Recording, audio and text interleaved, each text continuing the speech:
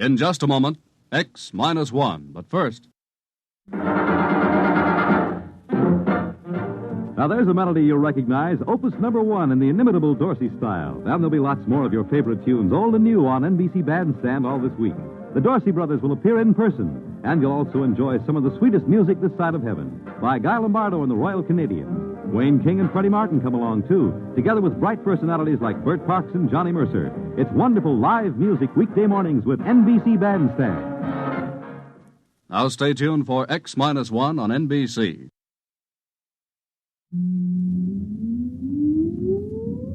Countdown for blast off. X minus 5, 4, 3, 2, X minus 1, fire.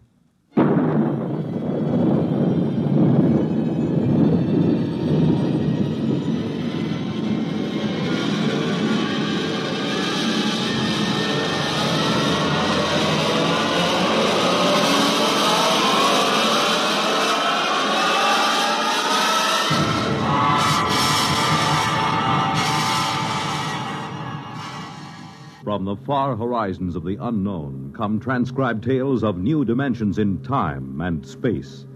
These are stories of the future, adventures in which you'll live in a million, could be years, on 1,000 maybe worlds.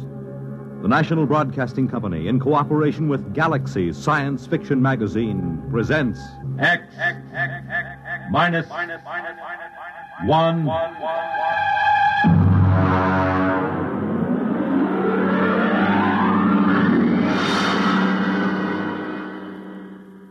Tonight, The Last Martian by Frederick Brown.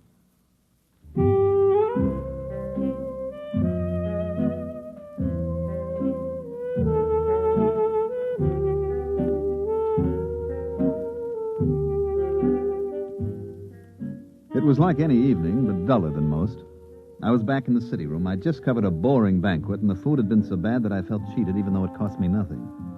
Now, just for laughs, and my job, I was writing a long, glowing account of it.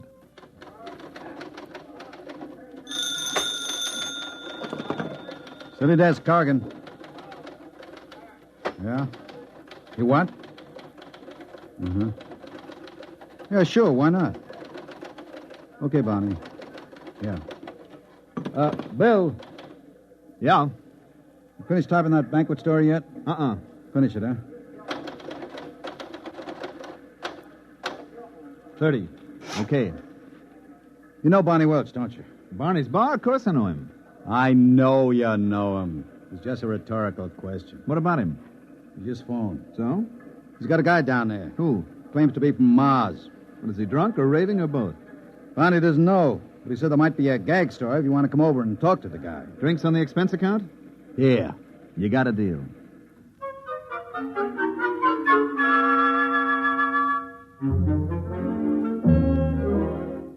There wasn't a Trib reporter who didn't know Barney well enough to borrow money from him. I made for the bar like a St. Bernard makes for a fallen traveler and ordered a quick one with water on the side. Keep the bottle handy, Barney. Which one is the Martian? You see the tall, dismal-looking guy sitting alone there in the booth? Over there? That's him. What's his story? Well, he says he just got in from Mars 2 hours ago, and he's trying to figure it out. He claims he's the last living Martian. Mm-hmm. Does he know I'm a reporter? But he'd talk to anybody who'll listen to him. What's his name? He says it's Yangan Dao. I'll talk to him. Now, listen, Bill. Yeah. Don't get him violent or anything, huh? I don't want no trouble in my place. Oh, now don't worry, Barney. Look, dish up 2 beers for us, and I'll take him over with me.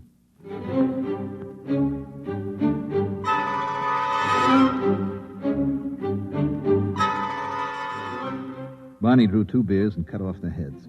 He rang up 60 cents, gave me my change, and I went over to the Martian. Mr. Dow? Yes? You mind if I sit down? Help yourself. It's a free country. I brought you beer. Barney, the bartender, told me something about your problem. Oh? Thanks for the beer. Drink up. Well, I suppose you think I'm out of my mind, but... Well, maybe you'll be right. The bartender probably thinks I've flipped my lid. Listen, are you a doctor? Nope. Do you think I'm insane? I'm not a doctor, and I haven't even heard your story yet. How can I tell? Okay, I'll tell you. I'll tell you everything that happened. Then you tell me if you think I'm all right. 2 hours ago, I was on Mars. 2 hours? How did you get here? I don't know. That's the horrible thing. All I know is that the others were dead. All of them? How do you know? I saw them. I saw their bodies in the street. It was awful. Now, wait a minute. You mean you're the last one? The last Martian? Yes. Well, it's a little hard to believe. Listen, I was there. I was in this room in the city of Scar. I don't know why I was there, but I was. I was locked in. Then I got hungry, and there was nobody to bring me food. So I worked a stone out of the floor and started digging. It took 3 days. When I got out and reached the street, everyone was dead, lying in the open. What did you do? I took a Targan, an energy plane, and flew it to Xandar. Xandar is the biggest city, the capital. Every place, it was the same. Hundreds of thousands of bodies lying in the fields, the streets, as if everyone had died at the exact same instant. At Xandar, in the stadium. I'm listening. In the stadium, there were 100,000 of them. As if they'd come there specially to die together. I landed my ship there. In the stadium? Yes. I see. Well, there, in the stadium, they had built some sort of platform. On it was a column made of copper. Copper is a rare metal on Mars. And there was a push button. Where? In the copper column. Oh. And there was a Martian in a blue robe, a priest, right under the button. It was as though he'd pushed the button and died. And everybody else had died with him. Except you. Yes. All except me. And then? And then I was on a Madison Avenue bus, riding to work, here in New York. Oh, now wait a minute. Listen, I know you don't believe me. I know it sounds as if I was stark raving Now, mad, but take it easy, huh? You know what I think? What? You've had some sort of terrible shock. Well, of course I have. There were 3 million of us, all dead. I don't mean that kind of shock. Of course, it was a dying world anyway. We didn't have more than 2 generations left. It was the krill. What was the krill? The disease. It reduced us to 1/30 of our population in 2 centuries. These 3 million, then, they died of the krill? No. The krill kills slowly. These people died like that, with a push of a button. Why didn't they escape? We tried to develop space travel, but we couldn't. We couldn't even reach Deimos or Phobos. Where are they? Our moons. Oh, I don't know too much about this stuff. It was horrible. Mm-hmm. Can I ask you a question, Mr. Down? Anything you like. Well, if the Martians didn't develop space travel, how do you think you got here in New York City? I don't know. It's driving me wild. I'm Yangan Dal, a Martian. And I'm here, in the body of an Earthman. The body of an Earthman? Of course. You don't think Martians look exactly like humans, do you? I'm 3 feet tall, weigh what would be 20 pounds here on Earth. I have 4 arms and 6 fingers on each hand. Barney? Yeah? 2 more beers, huh, with whiskey chasers? Right? Go on, Mr. Dahl. I don't mean to interrupt. It frightens me. Oh, I can understand that. Here are your drinks. You want some help? Thanks, Barney. Drink up, Mr. Dow. Thank you. By the way, who is this Earthman whose body you've got? Its name is Howard Wilcox. Howard Wilcox, huh? I'll just write that down. Address? It's in the wallet. 45 Amber Court. Mm-hmm. This Howard Wilcox, whose body you're in, does he have a family? It is married to a female of this species, yes. Well, have you been home? No. Then how do you know? I have all of its memories. I can do everything it could do. I know everything it knows. Oh, I see. I even have its tastes. Beer, for instance. Yes. Mm-hmm. You have a job? At the Humber Lamp Company, 34th Street. Well, maybe you ought to call your wife. No, It frightens me. Why? This body, it loves its wife. Let me buy us a round. There's money in these pockets. Okay. It's very good of you to listen to my story. Barkeep, another round, please. Tell me, Mr. Dow, did you ever suspect before that you were a Martian? Suspect? I am a Martian. Don't you understand? Well, how did you get in here? I told you this body was on its way to work on a Madison Avenue bus, and then I was inside it. It was thirsty, so it stopped for a drink. And I thought maybe the bartender could give me some advice. So I started talking. Don't you believe me? Listen, Howard, you should be due home for dinner by now. Now, you're making your wife worry. Why not phone her? I'm afraid. What's there to worry about? Whether you're young and dull or Howard Wilcox is a woman sitting home worrying. I suppose you're right. Of course I'm right. You're very understanding. Oh, not at all. You wouldn't want to come with me, would you? I'm sort of afraid. Well, it would look funny. I could tell her you're an old school friend. We could have dinner. And then maybe I could get to know her. You really want me to come? Would you? Let me make a phone call first, okay? Fine.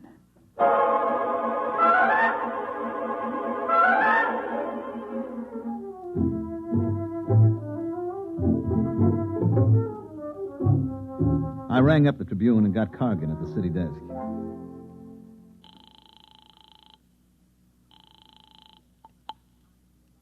City desk, Cargan. Hi, Bill Everett. Did you find him? Uh-huh.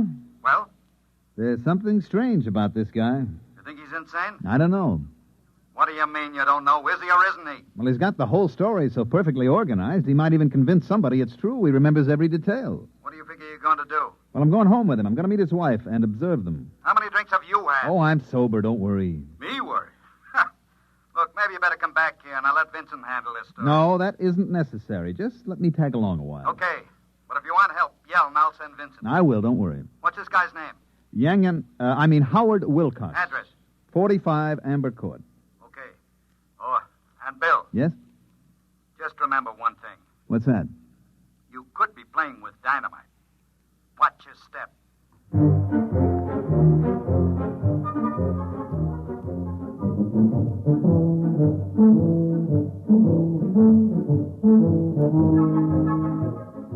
Number 45 Amber Court was an apartment down in the village. We were met at the door by a pretty woman in dungarees with her black hair and a ponytail with a red ribbon. Let me handle it, okay? I wish you would. Howard, I was so worried. This is Bill Everett. I'm an old boyhood chum of your husband, Mrs. Wilcox. We met, and I asked Howard to have a few drinks, and I'm afraid it's all my fault. Bill is having dinner with us. If it isn't too much trouble. Well, no, of course not. Well, that's very generous of you. Well, if you'll excuse me, I'd better start dinner. Howard, Yes? are you all right? Why, yes. Fine. You didn't kiss me. Oh, well. That's better. That's the first time in 11 years Howard hasn't kissed me when he came home. Well, we stopped and had a few drinks. It was all my fault, really. Look, just make yourself comfortable. I won't be long. Do you think she suspects? Of course not. I'll have to tell her. You want to wind up in an institution? No, but I can't keep up this pretense. Just set your mind to it. Now, after a while, it'll become natural. You'll forget that you ever were a Martian. You do believe me, then, about being a Martian? Of course. Oh, that's good to know. Now, look, whatever you do, don't tell your wife. It would ruin her life. I'll try not to tell her. Try very hard. Now, don't tell anybody. You and the bartender know, of course. We'll keep it quiet. Don't worry. Good. Do you think you can carry it off? I'll try. Good boy. Now, tell you what.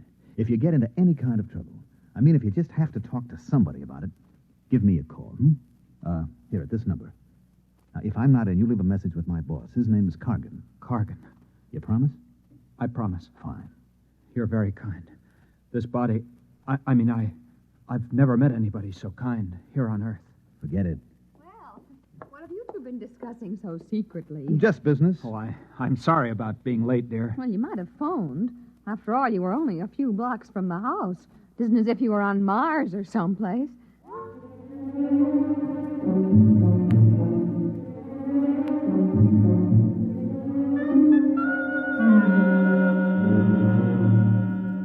Dinner went pretty well, and Elaine Wilcox turned out to be an expert at shish kebab, which is one of my favorites. After dinner, I still had a couple of hours to put in at the paper, so I went back. Cargan came over to me right away. Well? Well? Is he or isn't he? He's a Martian, all right. No question about that. You're very funny. I have my moments. Would you mind telling me exactly where you've been for 3 hours? And what you've been doing? I talked to Yangan Dao. That's his Martian name. Then we had dinner at his home. Very nice. Shish kebab. What about the story? Oh, yeah, the story. Well, it seems that he was locked in a room in the city of Scar. And he got out and saw all the dead bodies of the entire Martian population. Then he flew to the capital and saw a button that a priest had pressed, and the next thing he knew, he was inside an Earthman named Howard Wilcox riding a Madison Avenue bus. Want me to write it up? Is that all you've got to tell me? That's all. Listen, this guy's going to be perfectly all right as soon as he gets used to the idea that he's Howard Wilcox. He is, I suppose you're a qualified psychiatrist? Well, I'm qualified to judge this. I'd better send Vincent over there. There's no need for that. I have a distinct feeling you've let your emotions get into the act. Well, what's wrong with emotions? They don't belong in this business. Look, Cargan, this is a decent enough guy. He's a little bewildered, maybe. Now, why not let him live out his life in peace? He may be dangerous. Don't you trust my judgment? We can't afford to pass up anything important. Oh, you're exaggerating. Maybe. Vincent. Yes, Mr. Cargan. I want you to do a follow-up on a story that Bill has started. A man named Howard Wilcox who thinks he's a Martian. Oh? Bill has the address. Now, if anything happens to this guy, there are liable to be questions and accusations. Vincent can handle that end of it. You want the full treatment on this story, Mr. Cargan? If you think the man is a menace, give him the full treatment. Okay, Mr. Cargan.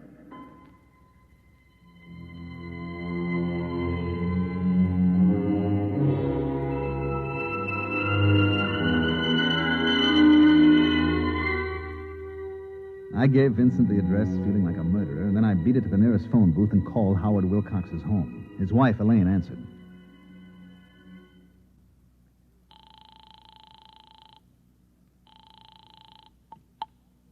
Yes? Well, Mrs. Wilcox, this is Bill Everett again.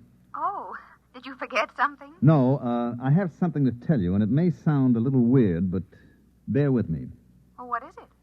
A man from my newspaper is coming over. His name is Vincent. Now, he's a big, ugly man with a scar on his lip. He's coming over here? He's on his way now. Well, what for? Well, that's the part you aren't going to believe, Mrs. Wilcox. Well, try me and see. He's going to murder your husband. I'm afraid I didn't hear you. I said he's coming over to murder your husband. You and Howard did do quite a bit of drinking. I'm trying to do you a favor. Now, listen to me. I'm listening. Send him away. Tell him Howard had to leave town. Do you hear me? I hear you, but really... Please, Mrs. Wilcox, if your husband means anything to you. Well, of course he does, but why not call the police? They'll laugh at you. I'm coming right over. I'll explain when I get there. And remember, your husband's life depends on this.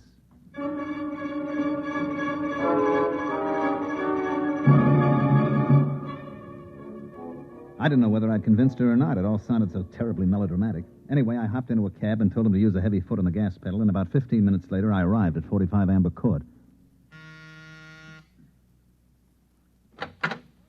Oh, it's you. Was Vincent here? There was a man here from the Tribune, yes. Did you do as I told you? Well, I got Howard out of the house. I sent him out for some mozzarella cheese and gave him a couple of places that don't carry it. What'd Vincent say? I told him Howard wouldn't be back in town till tomorrow. He said he'd be back. Did he say what he wanted? Just that he had some good news for my husband. Some good news. May I come in? I wish you would. I want to know what this is all about. Sit down. Mm-hmm. Now, would you mind explaining? You won't believe me. You keep saying that. Okay, Mrs. Wilcox. Your husband, Howard, is a Martian. A Martian? That's right. I see. And when did you discover this about my husband? This morning. Would you mind telling me just when he arrived? From Mars, that is. This morning. You don't say. Told you wouldn't believe me. Oh, I haven't said that yet. You're sure Howard is a Martian? Yep. He claims to be the last Martian. Look, see if I can make it clear. There was a plague sweeping Mars. Now, they devised a means of transporting their intellects through space to Earth. Their dead bodies remained behind. Now, Howard, your husband, was confined in an institution, so he didn't get to go with the other Martian souls. He dug his way out and went to the capital city where the energy machine was located. Mm-hmm. I guess there was enough left to send his intelligence down here, where it landed in the body of one Howard Wilcox. How did you find this out? He told me. Mr. Everett, if you don't mind, I'm rather tired. First you tell me someone's going to murder Howard, then you tell me he's the man from Mars. Now, I'd like to get some rest, if you don't mind. I'm trying to convince you your husband is in danger. If Howard is a Martian, just why does your Mr. Vincent want to kill him? Because Mr. Vincent is a Martian, too. Uh-huh. I suppose the editor of the Tribune is also a Martian? No, not the editor, just the editor of the City Desk. And you, Mr. Everett, are you a Martian, too? Matter of fact, yes. Good night. Just won't see it, will you? Good night, Mr. Everett. Okay, I tried my best. Martians, indeed.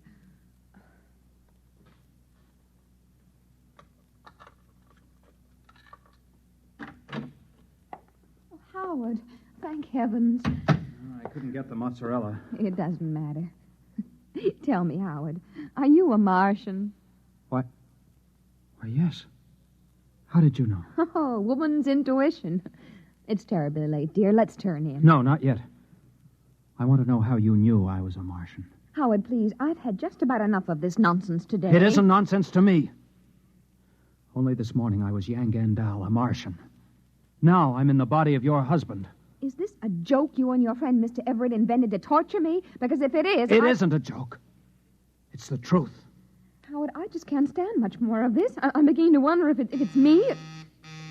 Who could that be at this hour? I'll answer it. Yes? You are Mr. Howard Wilcox? Yes? My name's Vincent. I'm a reporter from the Trib. Yes? May I come in? Yes. Who is... Oh, Mr. Vincent. I see your husband has unexpectedly returned from out of town, Mrs. Wilcox. Now, look here. Would you mind telling me why you lied to me? Yes, I would. Does it have anything to do with the fact that you know your husband's secret? What secret? That he is young and dull, a Martian. Well, I don't know what you're talking about. I think you do. Why is there such concern? I am Yang Gandal. I am a Martian. The last Martian, as far as I know. That is where you're wrong, Mr. Wilcox. Wrong. You see, there are many of us. Many? Like me? Hundreds of thousands.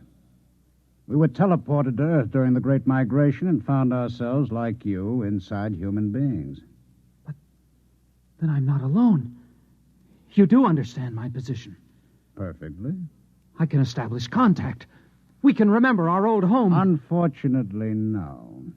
I don't understand. Sadly enough, young and dull, you were considered mentally ill on Mars. Ill enough so that you were institutionalized. But here on Earth, a person like you represents a distinct threat to us. How do I threaten you? You're unstable. You may give us away. That would spoil it. Spoil what? Our plan. Plan? You have not heard of the plan? I heard of no plan. I was in an institution. Yes. You are certain now? Of course. What plan? If you knew, I would have been forced to destroy you. You've just saved your own life, young and dull, and that of Howard Wilcox as well. What are you going to do? Nothing. Nothing at all. Aren't you afraid that I'll do something? Such as? Tell people my husband is a Martian. Really, Mrs. Wilcox, you know better. You'd be laughed at or sent to the nearest psychiatric clinic. No, we aren't at all concerned with the fact that people will betray our presence here on Earth. I'm sure you can appreciate the reaction if you were to phone the police and tell them that the Trib reporters are all Martians. Well, not all. Just the city editor and yourself and Mr. Everett. How did you know that? Perhaps I'm one myself, Mr. Vincent. It isn't possible. Why not? Are you? Tell me where you were born. What city? I was born in Undanel near the dead canal of Krilla. Your name? Zanat Cree. You are party to the plan? The plan to take over the Earth? Of course. Your husband, Young and Dahl. Why did you not inform him? For the same reason you did not. He is unstable. But there is no need to worry. I will care for him. Amazing. Now, would you mind leaving us alone? We have many things to discuss. Of course. Amazing. Positively amazing.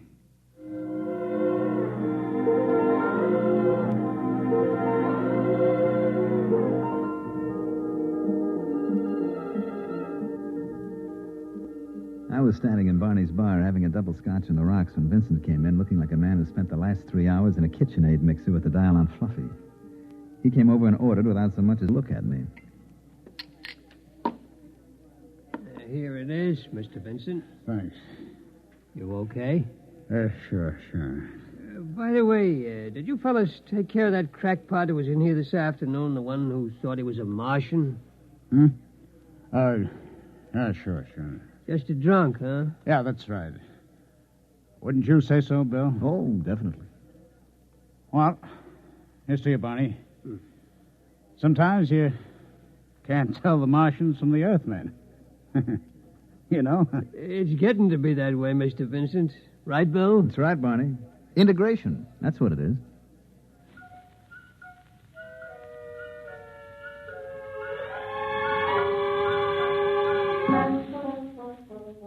I gave Barney a sly wink and lifted my glass along with Vincent. Of course, Barney understood. You see, he's one of us, too. You have just heard X-1, presented by the National Broadcasting Company in cooperation with Galaxy Science Fiction Magazine, which this month features Alan Cogan's story, Nothing But the Best, which tells about a strange mix-up in time and place. Galaxy Magazine, on your newsstand today. Tonight, by transcription, X-1 has brought you The Last Martian, a story from the pages of Galaxy written by Frederick Brown and adapted for radio by George Lefferts. Featured in the cast were Mandel Kramer, Elliot Reed, Santos Ortega, Ralph Bell, John McGovern, and Patricia Wheel. Your announcer, Fred Collins. X-1 was directed by Daniel Sutter and is an NBC Radio Network production.